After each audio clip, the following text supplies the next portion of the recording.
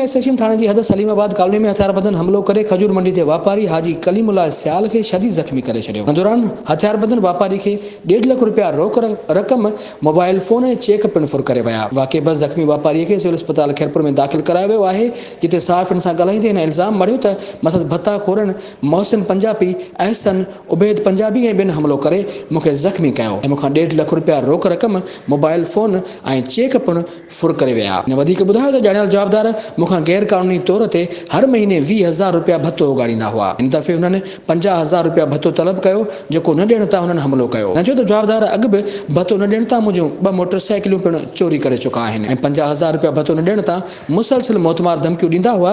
हिन चयो त एसेक्शन खे आउं केतिरा ई भेरा शिकायतूं करे चुको आहियां, पर हुन को बि तदारुक न कयो आहे। हींअर बि वाक़े ख़िलाफ़ केस दाख़िल न पियो करे हिन IG सिंध, DIG सखर ऐं ॿियनि वस वारनि खां घुर कई आहे त जवाबदारनि ख़िलाफ़ केस दाख़िल करे मूंसां इंसाफ़ कयो वञे। उन में जेको आहे सो उते जेके पाड़ेसरी मुंहिंजे भरिसां जेके गॾु रहनि था, उन्हनि मूंखां मंथरी घुरणु शुरू कई। मां मंथरी उन्हनि खे न ॾिनी। उन्हनि मुंहिंजूं 2-3 मोटरसाइकिलियूं चोरी करायूं। उन्हनि मोटरसाइकिलियुनि चोरी कराइण खां पोइ जेको आहे सो मां हुननि सां मंथरी मुक़ररु कई। मां हुननि खे 20,000 मंथरी ॾींदो पियो अचां। हाणे उन्हनि मूंखां डिमांड वधाई, मूंखे चवनि पिया त 50,000 ॾे, असांजा ख़र्चा वधी विया आहिनि। तंहिंजे करे मां न ॾिनो। मां उन्हनि ते इनकार करण ते चवनि पिया असां तोसां जानलेवा हमलो कंदासीं, तोसां विढ़ंदासीं, तोसां हे कंदासीं।